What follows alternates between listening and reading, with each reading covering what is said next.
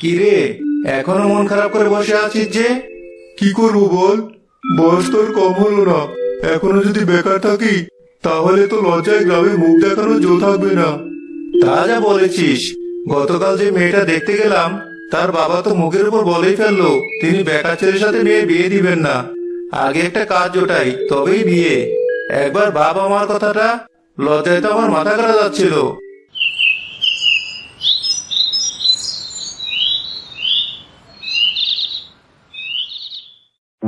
কি ব্যাপার অনেক জোর, এখানে বসে বসে বুঝি জাহাজ কেনার বুদ্ধি করা হচ্ছে? খবরদার হারুন, মোটেও আসবি না। আসবো না তো কি করবো? শুনলাম মেয়ের বাবাও নাকি তোকে তাড়িয়ে দিয়েছে। এখনো যদি বাবের হোটেলে খাস তাহলে বউকে কি খাওয়াবি? দেখ হারুন, তুই কিন্তু একটু বেশি বলছিস। তোরা কাজকর্ম না করে এখানে সেখানে ঘুরে বেড়াবি আর কিছু বললেই দোষ। বেশ, গেলাম আমি। আমার তো আর তোদের মতো কপাল না, কাজে যাই।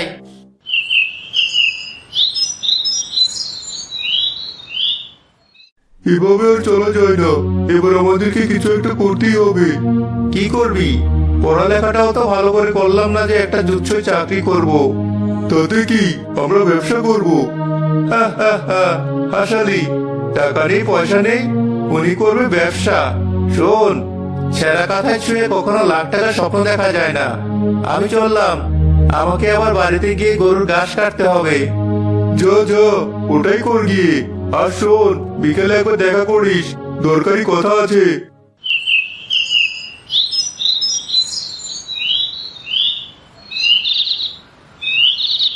নবাবজাদার বাড়িতে আসার সময় হলো, তা এতক্ষণে যে বাড়িতে আসলি, গরুটা তো না খেয়ে আছে, সে খেয়াল আছে? এভাবে কেন বলছো মা? তাছাড়া আমিও তো না খেয়ে আছি। কই, আমাকে নিয়ে তো তোমার কোনো চিন্তা নেই, সব চিন্তা ওই গরুকে নিয়েই। গরুকে নিয়েই তো চিন্তা করব। আর যাই হোক, ও তো আমায় রোজ 4 লিটার করে দুধ দেয়। তুই কি দিস যে তোকে খাওয়ানোর চিন্তা করব? যা, রান্নাঘরে বাটিতে পান্তা ভাত ঢাকা আছে, সেটা গিলে গরুর ঘাস কাট।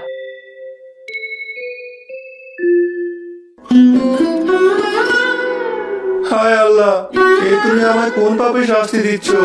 আজ একটা কাজের অভাবে নিজের মাও কথা শোনাচ্ছে।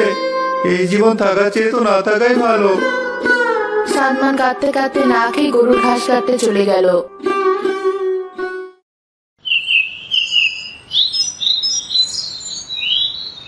এই যে মায়ের দুলাল, এতক্ষণে বুঝি বাড়ি আসার সময় হলো? তা বাজার কোথায়? সকালে যে তোমার ভাই তোমাকে বাজারের জন্য টাকা দিল, সে কথা মনে আছে? ও তাই তো, একদম ভুলে গেছি। সবই বুঝি, একটা কাজ করতে পারছো না, ভাইয়ের ঘাড়ে বসে বসে খাচ্ছো, তাই এখন বাজারের টাকা দাও মেরে খাওয়ার ধান্দা নাকি? এসব তুমি কি বলছো ববি? এই দেখো, মায়ের দেওয়া সব টাকা এখানে ধরা আছে। অভাবে স্বভাব নষ্ট, তাই বলছি খবরদার টাকা চুরি করো না। খাচ্ছ খাও, কিন্তু তাই বলে আমাদের টাকা মেরে পথে বসিও না। হায় কপাল, শেষমেশ চোরের অপবাদ শুনতে হলো। না, আমি আর সহ্য করবো না, আজই আমি বাড়ি ছেড়ে চলে যাব। এই থাকলো ওদের টাকা।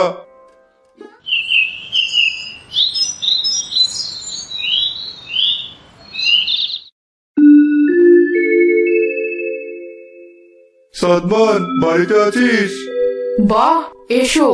এক অপদার্থ নিয়ে বাঁচে না, আরেকজন এসে জুটেছে। তা বাবা, আমার ছেলেটার মাথা তো ভালোই খেয়েছো। নিজে তো বেকার, আমার ছেলেটাকেও নিজের দলে ভেড়াচ্ছ। এ আপনি কি বলছেন? সাদমান তো আমার বন্ধু। আরে আজমাইন, তুই এখানে? আর মা, তুমি ওকে এসব কি বলছো? যা বলেছি ঠিকই বলেছি। চল আজমাইন, আমরা ওদিকে যাই।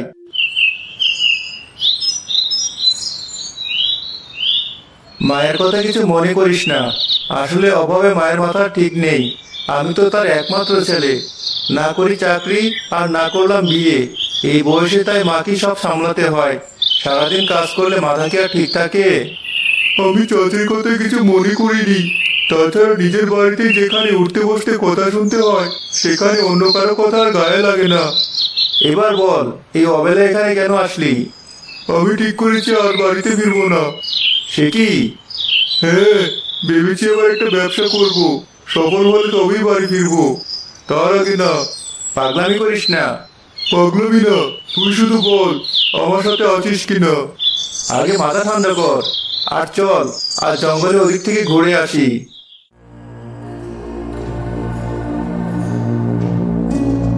শোন আজমাইন, ব্যবসা তো কোনো সহজ ব্যাপার না, তার জন্য পুঁজির দরকার। ওসব আমি জানি না, ব্যবসা যখন করবো ঠিক করেছি তখন ব্যবসা করবোই।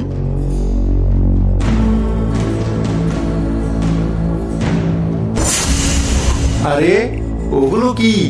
দেখতে তো ঠিক ডিমের মতো। তাই তো, চল সামনে গিয়ে দেখি।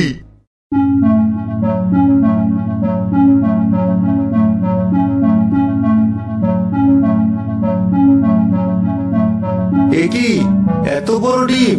আমি তো বাপের জন্ম দেখিনি। ঠিক বলেছিস, আমিও তো কখনো এমন ডিম দেখিনি। ডিম যে কখনো এত বড় হতে পারে তা তো ভাবতেই পারিনি। ঠিক বলেছিস, দেখে মনে হচ্ছে এগুলোই হয়তো রূপকথার ঘোড়ার ডিম। বাহ, দারুণ বললি তো, ব্যবসার বুদ্ধি পেয়ে গেছি। তুই আবার ব্যবসার কি বুদ্ধি পেলি এখানে? এগুলো যদি আমরা গ্রামে নিয়ে যেতে পারি আর সত্যি যদি এগুলো মানুষের কাছে ঘোড়ার ডিম বলে বিক্রি করতে পারি তাহলে কিন্তু অনেক লাভ হবে। কথাটা তুই মন্দ বলিসনি। আজকাল মুরগি ডিমের যে দাম, তাতে যদি এত বড় ডিম কিছুটা সুলভ মূল্যে বিক্রি করি তাহলে বেশ ভালোই টাকা আসবে। তাহলে আর দেরি কেন, চল এখনই এগুলো নিয়ে যাওয়ার ব্যবস্থা করি।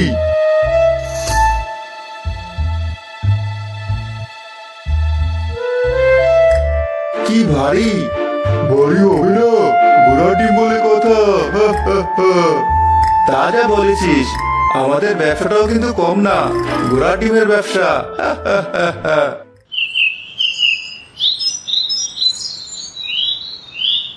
কিন্তু এবারে ডিমগুলো কোথায় রাখবো? কেন, আমার বাড়িতে তো রাখা যায়।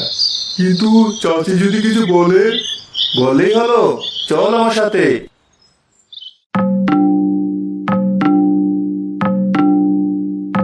বেয়াদব ছেলে, কোথায় গিয়েছিলি হতচ্ছাড়ার সাথে? আমার হয়েছে যত জ্বালা, আর এই বস্তায় কি আছে? যত সব জঞ্জাল আমার বাড়িতে আনছে। মা চুপ করো, এই বস্তায় আমাদের ভাগ্য বদলানোর জিনিস আছে। কি আছে এতে? আর তোর জামা ঘষা কপাল কিছুতেই বদলাবে না।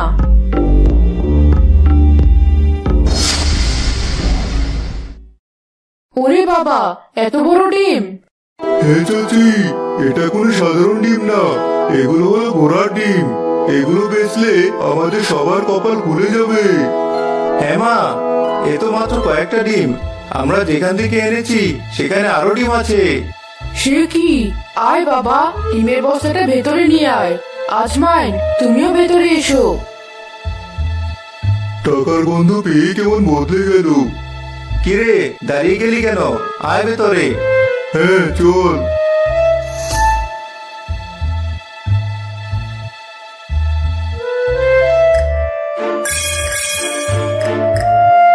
এই সাদমান, তুই চাচিকে কেন বললি জঙ্গলে আরো ডিম আছে? আমরা তো সবগুলো ডিমই নিয়ে এসেছি। আরে বোকা, ওটা না বললে মা আমাদের ভেতরে আসতে দিত না। চল এবার খেয়ে আসি, তাড়াতাড়ি ঘুমোতে হবে, তবে না সকালে বাজার যেতে পারবো।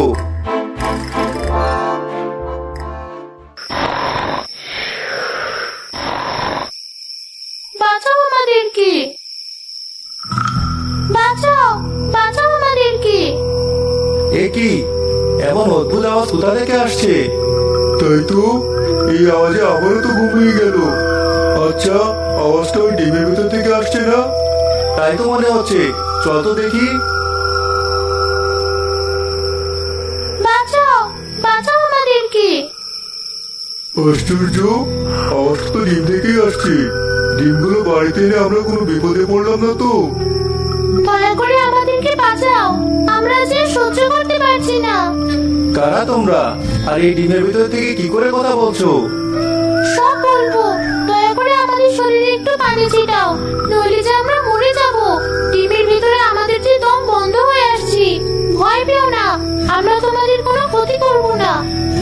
একটু অপেক্ষা করো, আমি এখনই পানি আনছি।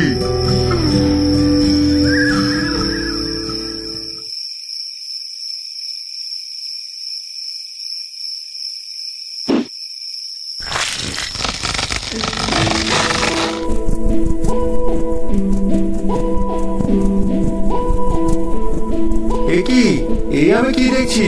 ডিমের ভিতরে পড়ি? আমিও তো তাই দেখছি। হ্যাঁ, আমরা পড়ি। তোমাদেরকে অনেক ধন্যবাদ। আজ তোমাদের কারণে আমরা এই বন্দিদশা থেকে মুক্ত হলাম। এক ভয়ঙ্কর দৈত্য প্রায় 250 বছর ধরে আমাদেরকে ডিমের ভিতর বন্দি করে রেখেছিল। আজ তোমাদের সাহায্যে পানির ছোঁয়া পেয়ে আমরা আবার মুক্ত হলাম। তোমাদেরকে অশেষ ধন্যবাদ। এভাবে বলো না, আমরাও তো তোমাদেরকে এমনি এমনি এখানে আনিনি। আমরাও নিজেদের লাভের জন্য তোমাদেরকে এখানে এনেছি। আমরা জানি তোমরা ঘোড়ার ডিম বলে ডিমগুলো মানুষ ঠকিয়ে ব্যবসা করতে চেয়েছিলে। এটা মোটেও ঠিক কাজ না।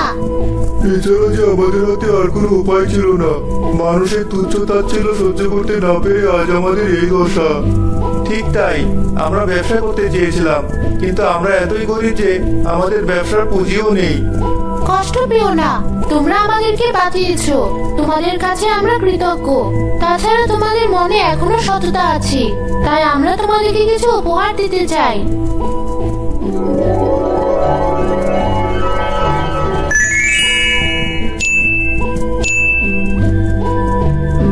এই নাও, এগুলো তোমাদের জন্য। তবে তোমরা কথা দাও, এগুলো বিক্রি করে ব্যবসা করবে আর নিজেদের পরিশ্রমের জোরে উপরে উঠবে। হ্যাঁ পরি, আমরা কথা দিচ্ছি, আমরা অনেক পরিশ্রম করব। ঠিক তাই, তোমাদের এই উপহারের যথার্থ সম্মান আমরা রাখবো।